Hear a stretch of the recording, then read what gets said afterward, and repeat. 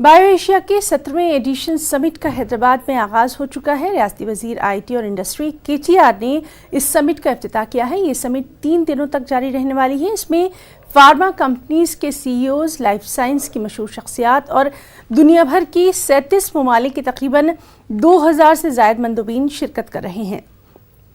सैरोज़ा इजलास के दौरान सेहत के शोबे को दरपेश चैलेंजेस, ब्रेक थ्रू टेक्नोलॉजी पर तबादला ख्याल किया जाएगा। रियासती वजीर केटीआर ने इस मौके पर अपने खिताब में कहा कि हैदराबाद लाइफ साइंस का मरकज़ रहा है और यहाँ पर दवाएं और मसनूआत की तैयारी बड़े पैमाने पर होती है।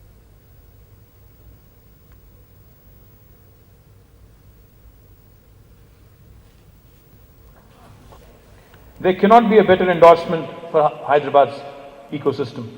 I can already visualize Hyderabad serving as one of the largest global hubs for Syngene across their entire value chain.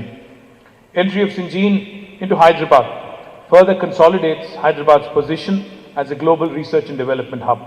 Companies like GVK Bio, Sai Life Sciences and many others have significant footprint in the city and are constantly expanding their pharmaceutical services operations.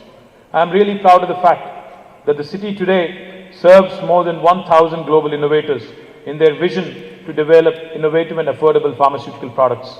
This is indeed a matter of immense pride for Hyderabad and is a testimony to the city's growing R&D prowess. One of the other initiatives under this grid strategy is the Medical Devices Park, which is India's largest medical devices park, spread over 276 acres.